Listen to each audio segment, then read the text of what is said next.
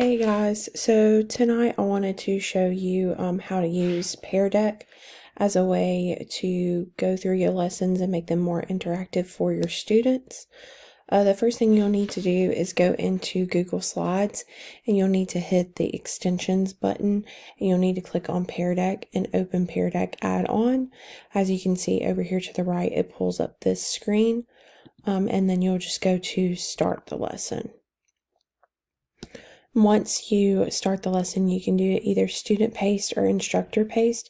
If this is something that you're going to be doing either virtually or in class with your students, like you're walking them through the lesson, then I would do instructor paced just so the students have to stay on the same side as you are. There's no way for them to move on.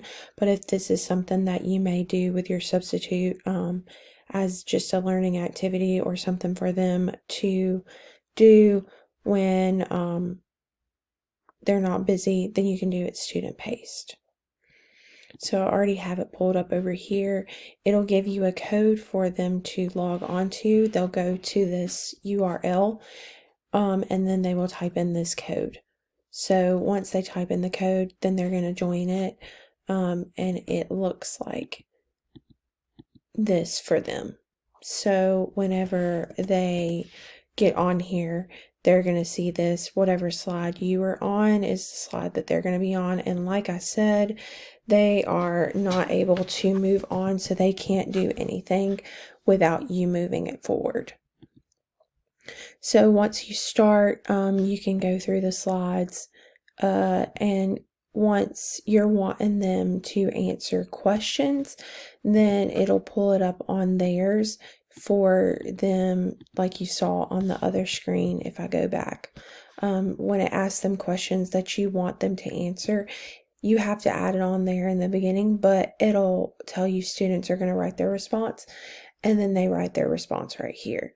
Once they write a response, so if I type in 30 right here, it's going to show up down here. It'll show your response.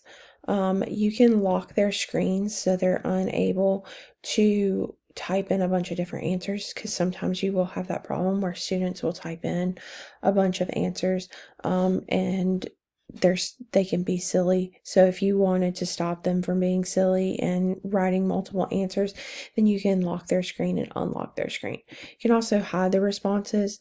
I think showing the responses is a good idea once every student has answered them, and it will show you how many students. So one of one responses, it shows how many students actually responded to the question, and depending on how many students you have in your class, then you can gauge how many students have answered it, and if there are any students that you're still waiting on, then you can see that right here. Once you go to show the responses though, you can see what students are either missing, or if that's something that you need to touch more on, or if it's something that you can move on pretty quickly through. During this lesson, whenever I taught it, this was something that our kids were struggling with significantly, was using the picture graphs and having a guide down here to show what each of the circles represent and half circles represent. So I think this was a really good idea to show the students what their answers were versus other students in the class. And then we could kind of talk about, okay, well, if your answer was this and another person's answer was this, how did you get this answer versus how they got their answers? It also has tools over here that you can write with on here if you don't have a board where you can write on the board while you're presenting. So once you work through all of this, then it'll, like I said, every time that you're wanting them to respond, so how many total scoops of ice cream were sold, it'll have down here where they're going to respond. And then also on theirs, it's going to bring this up as well. Going back to the original screen, so on this specific presentation or for the students, I just did the text responses because they were just writing one number, but I did have other choices that I could have added onto their current slides. So it doesn't just pull up wherever you have a question. It's not going to just pull up an option for you to have the questions already, you have to add them in there. So that gives you the option right here to add whatever type of questions you're wanting to. Now, some of them are starred, so you have to pay for it. But they have a lot of options for you that are free that you don't have to pay for. If there's something else that you're wanting to do, if you want to do a template, they have a template that you can basically map out your entire day. So they can do bell ringers and things like that on the beginning.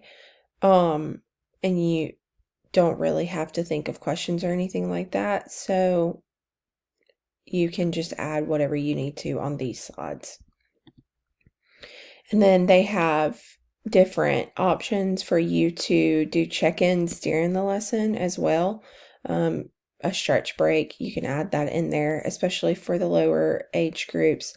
You most of the time you're going to have to do a brain break or something like that where they're able to get out of their seat because they just have so much energy. Sometimes you can't make them sit there for a whole 2 hours trying to go through a lesson if that's how long it takes. Even sometimes 30 minutes is too long for them to sit still enough for a lesson. So then at the end of the lesson, it also has where you can do exit tickets, how you feel about certain things. And like I said, they're going to answer these questions on their slide. And if you do it where it's teacher paced, then it won't move on until they answer the question. So that's really all I have for this. I think it's a great tool for you to use. It's free. As long as you use the free options on here, it's free. You just need to make it an extension on your Google Drive, and then you are set to go. If you have any other questions, though, about it, you can always email me, and I can help you through anything.